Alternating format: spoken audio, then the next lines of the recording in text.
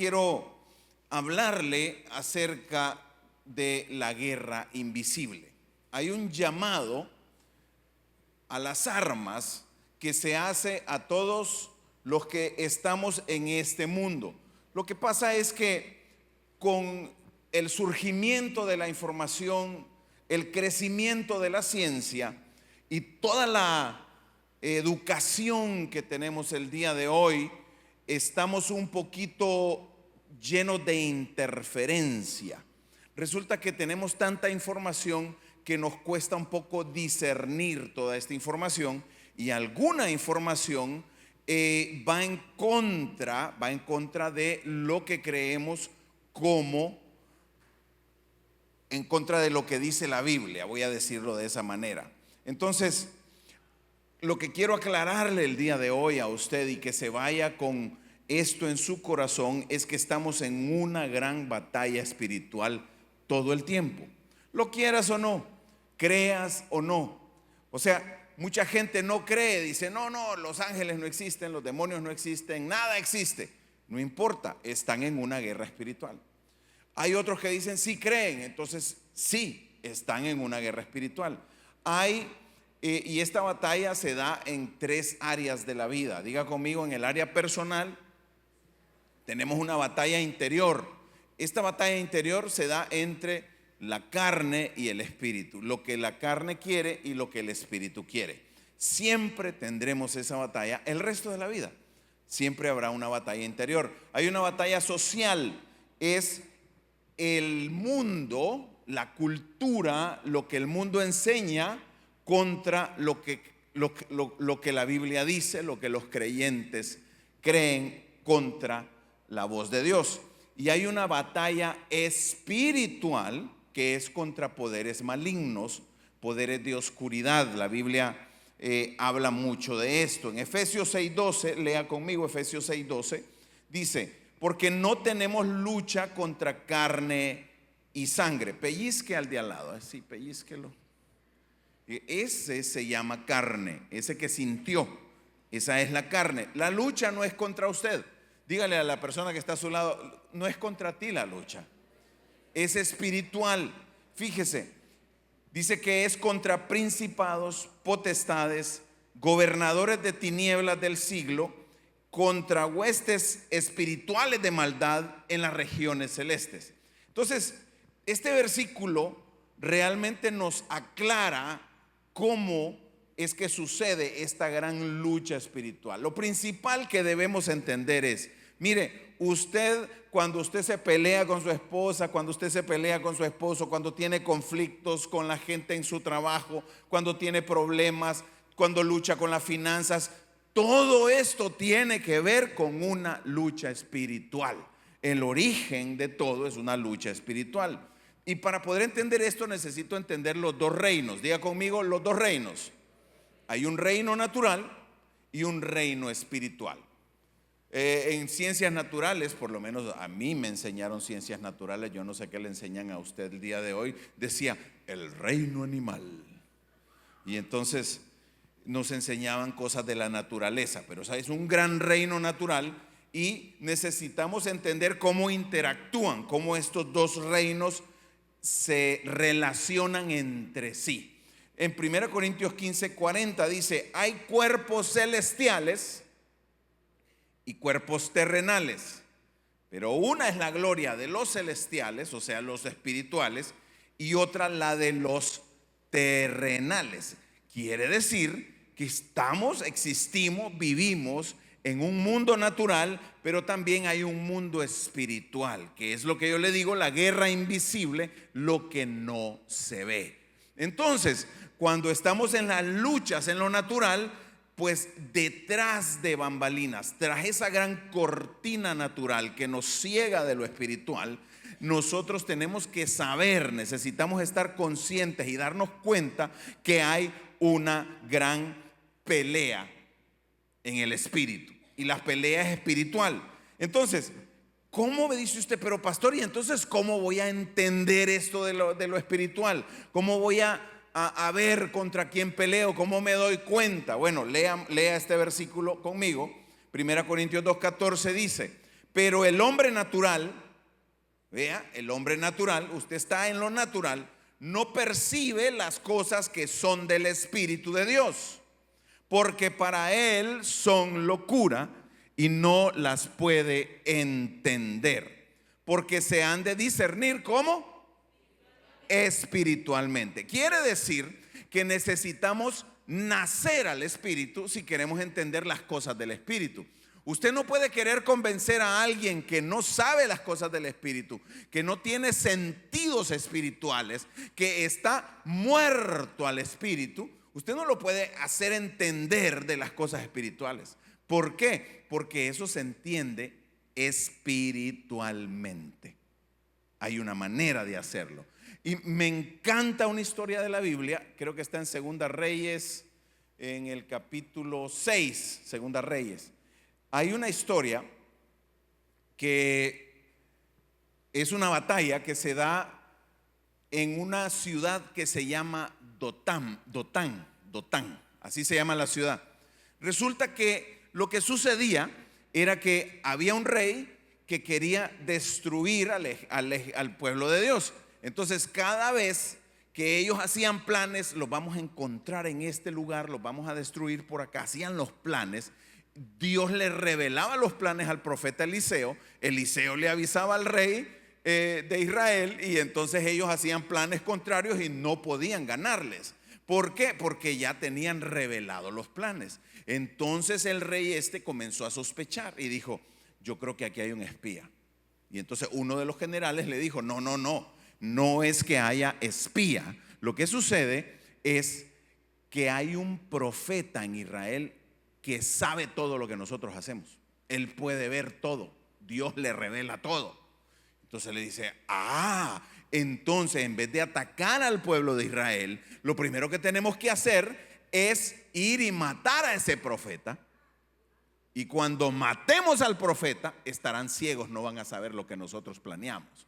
O sea, usted se dará cuenta, el enemigo planea y dice: si tiene el discernimiento para darse cuenta de lo que está pasando, quitémosle lo que le da el discernimiento a este ejército, y ahí son pan comido, los matamos a todos.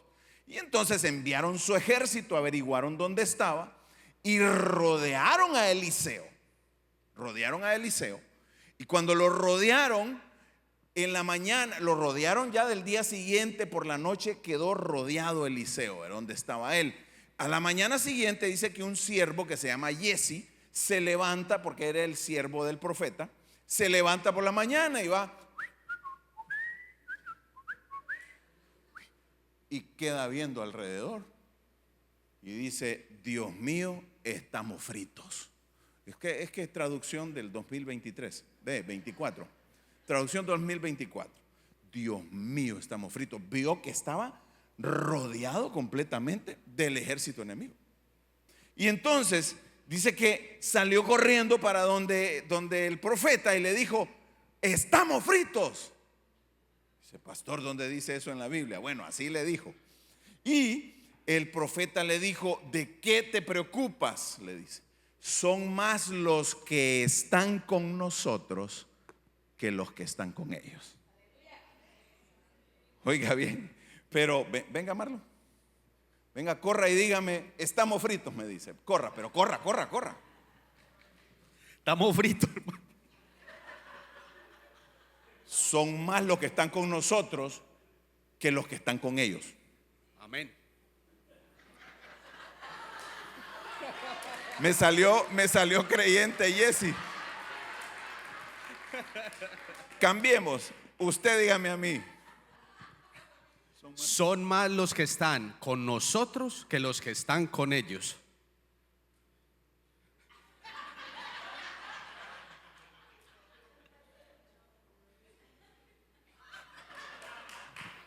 Gracias, Marloncito. Yo creo que el siervo le dice: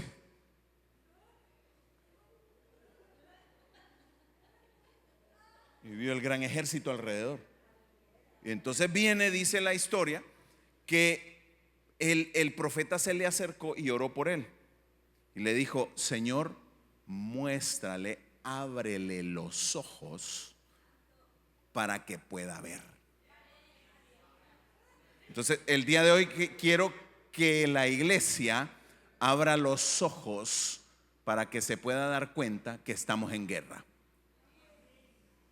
Estamos en una guerra espiritual y necesitamos tener estrategias de guerra para poderla ganar. Usted no puede pelear con las armas físicas, pelear con lo mismo de siempre. Dice que cayó de su rostro algo, cayó el velo, y entonces pudo ver cómo estaban rodeados de gente de a caballo, de carros de fuego alrededor de ellos. Yo quiero que usted pueda creer que hay ángeles que rodean tu casa, ángeles que te rodean a ti, que hay un llamado el día de hoy a reconocer que estamos en una guerra. Porque la iglesia en general, no mi casa de adoración, está un poco cómoda. El domingo, a tiempo de ir a la iglesia, sentarse. En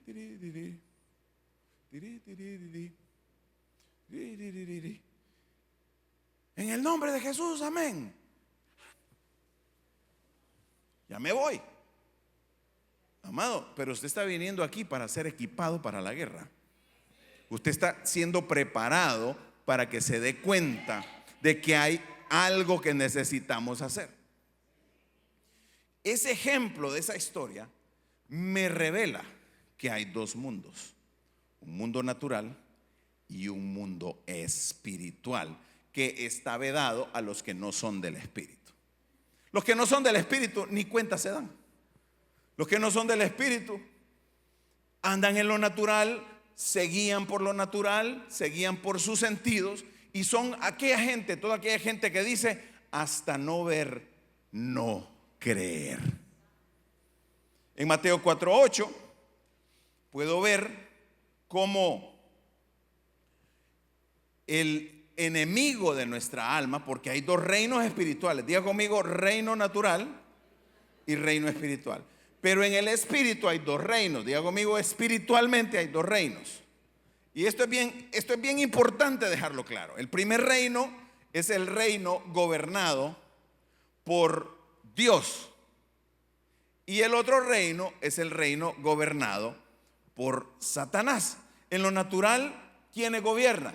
Gobiernan los reyes y los líderes políticos de este mundo, o aquellos que se apoderan del poder, como que valga la redundancia, aquellos que se aferran o que con la violencia toman el poder y después nadie lo saca de ahí. Ellos son los gobernadores de este mundo. Diga conmigo: gobernadores de este mundo. Pero en el cielo tenemos gobernadores del cielo. Ahora, fíjese bien, si hay un gobernador de este mundo que tenga el discernimiento espiritual, va a traer bendiciones al territorio que gobierna. Pero cuando su discernimiento espiritual es cero, tápese los ojos, escuche solo mi voz, mire su mano, abra vuélvame a ver de nuevo. ¿Qué vio? No veía nada. Entonces, estos gobernadores no se dan cuenta que cuando no sirven a Dios, están sirviendo al otro reino, porque solo hay dos. Y una cosa importante que quiero que tengas el día de hoy en mente es que no hay neutralidad en esta guerra.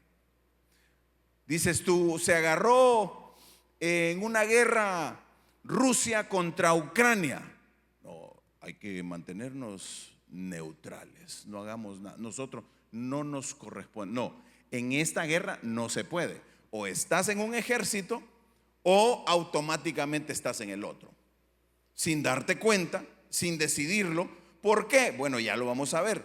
Mire que el diablo llevó al monte alto cuando Jesús estaba en los ayunos y le mostró los reinos del mundo. Él quería mostrarle a Jesús un atajo para que no pasara por la cruz. La cruz es nuestra salvación. En la cruz está fuimos redimidos del pecado. En la cruz se derramó la sangre que quita el pecado. Por eso el diablo mejor le ofreció esto a Jesús, para que no vaya a la cruz y ni usted ni yo fuéramos salvos, ni usted ni yo tuviéramos vida eterna, ni usted ni yo fuéramos perdonados. Dice ahí le mostró todos los reinos del mundo y la gloria de ellos, y le dijo: todo esto te daré si me adoras. Entonces, el reino de Satanás está compuesto por él y por todos sus demonios, y el reino de Dios está compuesto por Dios, por supuesto, sus ángeles y todos los humanos que decidieron seguir a Dios. Lo voy a explicar de nuevo. Reino de Satanás. Está Satanás, sus demonios y todos los humanos que deciden vivir en contra de Dios. Reino de Dios, Padre, Hijo, Espíritu Santo, ángeles y todos los humanos que decidieron seguir a Dios. Entonces, o estoy de un lado o estoy del otro. Mire, el reino de Dios no es una religión. La religión fue creada por los humanos para darnos rituales, para darnos condiciones, para controlar cierta gente. No, el reino de Dios hoy en día está dentro de cada uno de los hijos de Dios. Porque cuando usted nace al Espíritu, usted se hace parte del reino de Dios. Y Cristo Jesús dice: el reino de Dios está en ti, está dentro de ti. Diga conmigo: yo tengo el reino, soy parte del reino de Dios. Mire, el reino de Dios existe dentro de cada hombre, mujer, niño o niña que haya hecho de Cristo Jesús el rey de su vida. Ahí está el reino de Dios. Entonces hay un gran reino de Dios en la tierra. Obvio, estamos en territorio enemigo, porque nuestro territorio, nuestra nación, nuestra ciudadanía es del cielo, no de la tierra. Pero aquí estamos en territorio enemigo y hay que tomarlo. Hay que irle quitando territorio. ¿Y cómo se le quita territorio al enemigo? Usted no crea que es plantándose con un ejército natural en un territorio. No, es yendo a su barrio, predicando el evangelio, salvando almas para Cristo Jesús. Cada alma es menos territorio para el enemigo. Así que nosotros estamos en un conflicto por las almas. Mucha gente dice: guerra espiritual, qué lindo la guerra espiritual. Yo voy a reprender los demonios, voy a pelear contra los demonios. Pero la guerra espiritual no es para que usted se pelee con los demonios. La guerra espiritual es para pelear por las almas. Diga conmigo: pelearé por las almas. Entonces hay un conflicto invisible. Y recuerde que esta guerra es multidimensional. Hay diferentes dimensiones. La primera es la personal, la que le dije: carne contra espíritu. La segunda es social: el creyente contra la cultura, el mundo. Y la tercera es supernatural, que es el creyente contra los poderes malignos de este, que viven en este mundo, según lo que nos dice Efesios. Ok, quiero que le diga a la persona que está a su lado: si estás vivo o viva, estás en guerra. Despiértelo y dígale: si estás vivo, estás en guerra. O eres parte del ejército enemigo o estás cautivo por el ejército enemigo. La mayor parte de la gente está cautiva. Los tienen capturados con las maneras de pensar. Están acomodados a la cultura. Se hace lo que dice el mundo. Se van acomodando a cada moda, a cada sistema, a cada manera de vivir. Supuestamente así debe ser la manera de vivir. Todo el mundo lo hace, entonces yo también lo haré. Sin embargo, Jesucristo llega a nuestras vidas y nos puede liberar de ese cautiverio. Así que estás en el conflicto, lo quieras o no. ¿A dónde sucede la batalla? ¿A dónde se da? En la tierra, en el mundo físico. Aquí podemos ver los resultados. Dice Juan 10:10: el ladrón no viene sino que para matar, hurtar y destruir. Pero yo he venido para que tengan vida y para que la tengan en abundancia. Mire qué lindo es el Señor. Él vino para darnos vida. Dígale a alguien: Él vino para darte vida. Él quiere que vivas. Para eso vino el Señor. Ahora, ¿usted cree que Satanás va a soltar fácil? No, no. Él se arma porque él quiere mantener el control de los reinos de este mundo. Hay una batalla por las almas, pero fuerte en este tiempo. Él, mire, lo que hace Satanás es que ciega la mente de los hijos de desobediencia, como dice la Biblia, de los que no creen en nada. Ciega la mente y ellos sacan sus teorías, sacan toda una serie de maneras de concluir las cosas para poder hacer lo que Satanás quiere que hagan. Y a los creyentes, ¿qué cree que hace Satanás? Viene contra su adoración, viene a desanimarlos, viene a quererlos descarriar porque somos una amenaza para el enemigo. Dígale al que está a su lado, mantente como amenaza y cuidado, te dejas apresar o cautivar por el enemigo. ¿Cómo comenzó esta batalla? ¿Por qué estamos metidos en una batalla espiritual que va a durar hasta el fin de los tiempos? ¿Qué es lo que yo hice? Dice usted, pero ¿yo qué culpa tengo? Hay gente que no está conforme hoy en día, según la cultura, con cómo Dios los hizo, cómo Dios los creó. ¿Lo hizo hombre o lo hizo mujer? Pero hay gente que protesta contra eso. Y mire, hay cosas en la vida que hay una frase en inglés que a veces me da no sé, no la escucho mucho en español, pero la escucho bastante en inglés. Puede ser una cuestión cultural. Es esta frase que dice, "It's not fair". ¿Lo ha escuchado? It's not fair. Dígale al de su lado, "It's not fair, my friend. It's not fair". Exacto. Cuando alguien me dice "it's not fair", le digo exacto. Así es este mundo. It's not fair. Necesitas pelear la batalla. Necesitas saber que hay cosas que se te dieron en la vida que tú no las pediste. Tu nacionalidad, el lugar donde naciste, ¿quién pidió? ¿Quién lo escogió? Nadie lo escogió. Tu sexo, nadie lo escogió. Dios te lo dio. Tu papá, no lo escogiste tú. Dios envió un ángel y dijo, búscame un buen papá para esta persona. Tal vez no era tan bueno, pero bueno, ese fue el que se escogió. Tu mamá, nadie la escogió. Tú no la escogiste. Levánteme la mano los que escogieron a su mamá. Solo a María escogieron. A ella sí. Imagínense. Pero es que iban a ser Jesucristo. Tenía que buscar bien. Marita, muy admirada por mí, dijo, hágase con tu sierva como tú dices. No anduvo preguntando. No le dijo al ángel, "It's not fair. Did you see that in the Bible?" No. Se lucha o se lucha, pero no se queja. Todo el mundo entonces hay un sistema del mundo protestando contra lo que Dios ha hecho, como que si tuviéramos derecho a protestar lo que Dios ha hecho. ¿Quiénes somos nosotros? Agradecidos con la vida deberíamos estar. Voltea al que está a su lado, sonríale con una sonrisa así angelical, así, una sonrisa de estoy agradecido por mi vida, dígale. Agradecido por tu vida también. Agradéjale a alguien.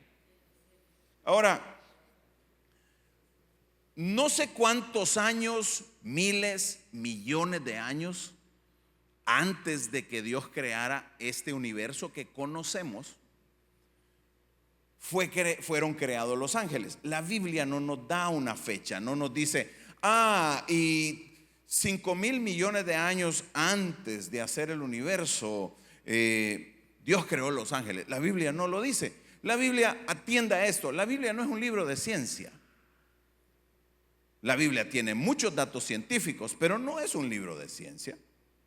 La Biblia es la historia de la relación entre el hombre y Dios. Eso es todo. Y hay mucha sabiduría. milenaria, centimilenaria, millonaria en la Biblia. Dice que había un ángel que fue creado para adoración, se llamaba Lucifer.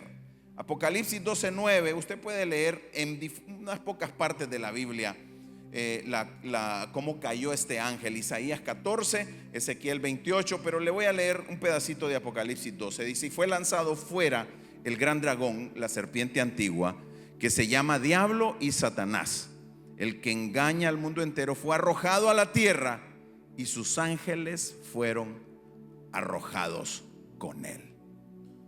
Entonces, usted tiene ahí a Lucifer, llamado Satanás, Diablo, serpiente antigua, y tiene a los ángeles rebeldes, porque él convenció a un grupo de ángeles en el cielo. Y recuerde siempre la matemática del cielo. Dice que una tercera parte de los ángeles se le unieron a Satanás. Entonces fueron destituidos y fueron lanzados a la tierra la tercera parte de los ángeles. Ok, quiere decir que hay 2 ángeles en mi ejército por cada ángel que pueda venir contra ti. Así que voltea al que está cerca de usted y dígale: vamos ganando. Ahora, ¿por qué se creó el conflicto? Cuando Dios destituye a Lucifer, vía la tierra, dice Dios: voy a crear un amigo, lo voy a hacer a mi imagen y a mi semejanza. Y nos hizo a nosotros. Cuando el diablo nos ve a nosotros, ve la imagen y la semejanza de Dios. Por eso nos odia, por eso quiere destruirnos. Y desde el principio de la creación logró engañar con la tentación y el pecado y la desobediencia a la raza humana. Y desde entonces vivimos en un mundo caído. Es que la clave es esta: pastor, ¿por qué hay tanto mal en el mundo? Porque vivimos en un mundo caído que rechazó a Dios. ¿Por qué pasa esto? ¿Por qué Dios permite esto? No, Dios no lo permite, Dios no lo quiere. Nosotros los humanos tenemos el libre albedrío de escoger hacer esas barbaridades.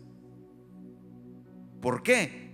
Están cegados los pensamientos, los sentimientos, los corazones están endurecidos y siguen las direcciones y directrices que gira Satanás. En Romanos 5:12 dice: el pecado entró al mundo por un hombre, y por el pecado la muerte pasó a todos los hombres. Todos pecaron. Todos hemos pecado alguna vez. ¿Le hago el examen? ¿Le pongo el escáner de pecado? ¿Ha robado a alguien aquí alguna vez? No me levante la mano. Que no miren los de internet, que no se den cuenta por las cámaras ahí. Ay, que yo levanté la mano. ¿Alguien ha agarrado algo que no le pertenece alguna vez? Le voy a hacer otra, pues, que con esta ahí sí que olvídese. ¿Alguien ha dicho alguna mentirita alguna vez?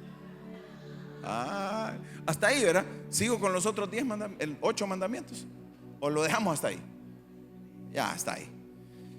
Mire, cuando el hombre peca, hay una separación de Dios. En Juan 3:16 dice: de tal manera amó Dios al mundo, que ha dado a su Hijo unigénito, para que todo el que en él cree no se pierda, mas tenga vida eterna. Porque no envió Dios a su Hijo para condenar al mundo. Mucha gente usa la fe como religión, y la religión tiene una característica: es bien condenatoria. La religión acusa, la religión te hace sentir mal, la religión, o sea, te crea remordimientos en la conciencia, te revuelve la conciencia la religión. Pero la religión no salva, la religión no sana, la religión no es la solución. La solución es creer en Jesucristo de Nazaret, porque fue enviado por Dios para que salvara al mundo. Entonces dirá usted: pero si Él vino a salvarnos, si nosotros podemos tener victoria. ¿Cuántos han escuchado que tenemos victoria sobre el enemigo? Tenga la seguridad que la victoria está asegurada. Pero el enemigo no va a soltar así nomás, solo porque usted ya ganó una guerra. En una guerra natural, usted puede ganar la guerra y se rinden, y siempre quedan gente que está en la resistencia. Gente que dice: aunque hayamos perdido, nosotros vamos hasta la muerte. Así es el enemigo con este territorio que se llama la tierra. La guerra continúa. Hay una batalla por el corazón y por la mente. Ahora, ¿qué significa toda esta guerra? Bueno, lo que yo le quiero explicar el día de hoy es que necesitamos entender esta guerra para poder vivir en este territorio. Si tú no lo entiendes, vas a creer que vas a luchar en lo espiritual, en lo natural, y te vas a olvidar de lo espiritual. Recuerda, todas las luchas que tienes tienen su origen en lo espiritual. Entonces, si tú lo entiendes, vas a poder tomar mejores decisiones. Diga conmigo: voy a tomar mejores decisiones. Dice 2 Corintios 2:11,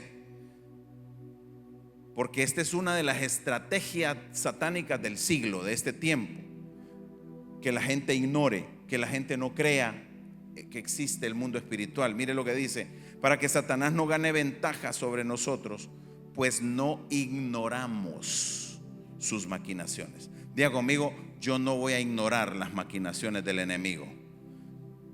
Dese cuenta que todo el origen es espiritual. Dirá usted: pastor, mi lucha en la finanza es espiritual.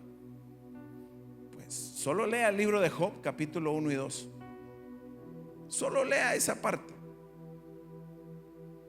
y usted entenderá mucho y dirá: wow, estoy en una lucha espiritual. Ahora, conclusión el día de hoy. ¿Qué quiero que tomes como decisión? Yo quiero que te decidas, pero definitivamente el día de hoy, ¿a qué reino perteneces? Que no estés en el reino de Dios sin accionar, sin participar. No podemos seguir siendo espectadores. Necesitamos entrar en acción. Dígale al que está a su lado con el codo ahí, despiértelo y dígale: ¿sabes qué? En toda guerra los soldados entran en acción. Mateo 13:38. El campo, dice, es el mundo, la buena semilla son los hijos del reino de Dios y las cizañas son los hijos del malo.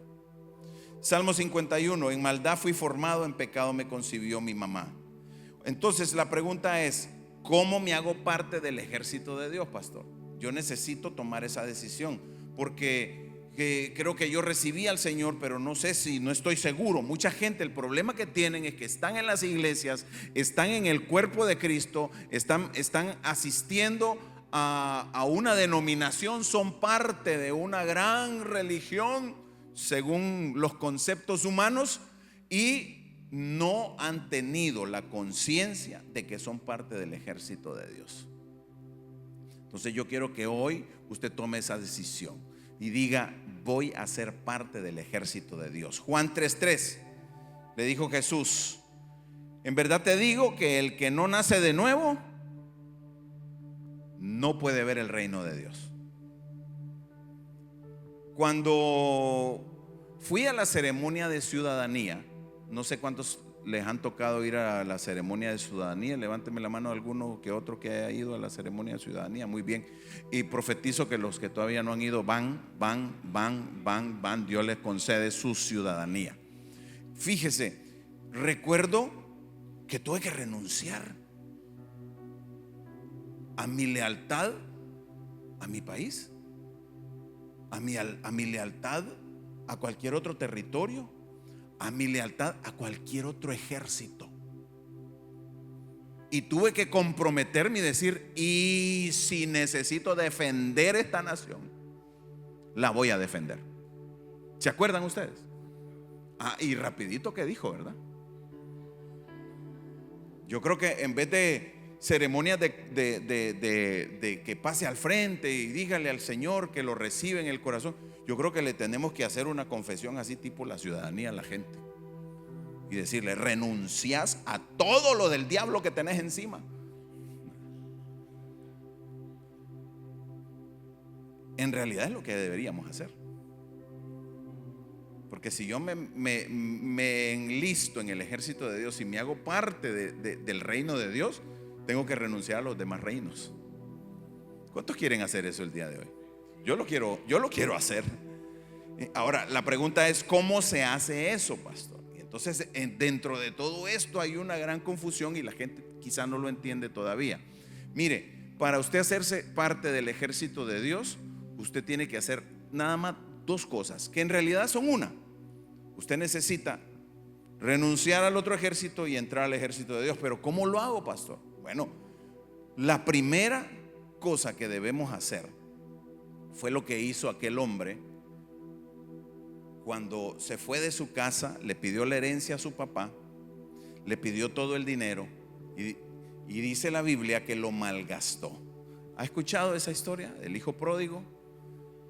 Y dice que malgastó todo su dinero, entró en problemas, lo perdió todo, lo malgastó en diversiones, hasta, bueno, los detalles no los quiero hablar el día de hoy. Pero el hombre llegó a un punto donde reconoció su situación espiritual.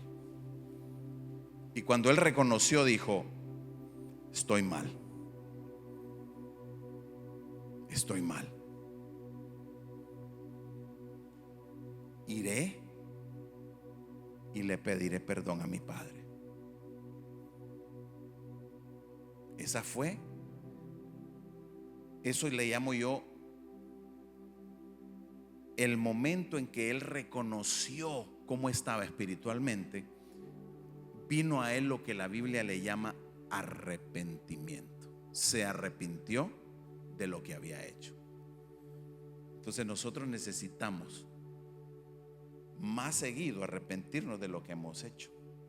Si usted no es creyente, usted puede arrepentirse y dar el segundo paso, que es convertirse. Porque aquí es donde yo quiero dejar bien claras las cosas. Hay mucha gente que se arrepiente, pero no se convierte.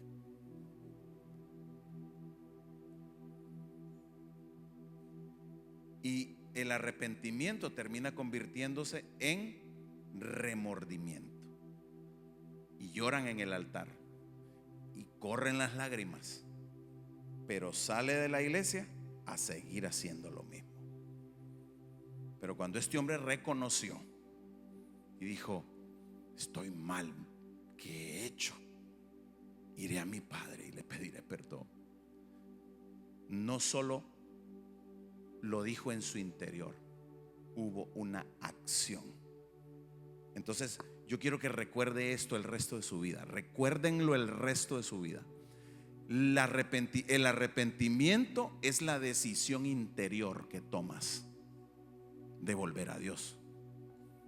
Y la conversión es cuando lo haces. Entonces no nos quedemos con la decisión interna. Hagámoslo.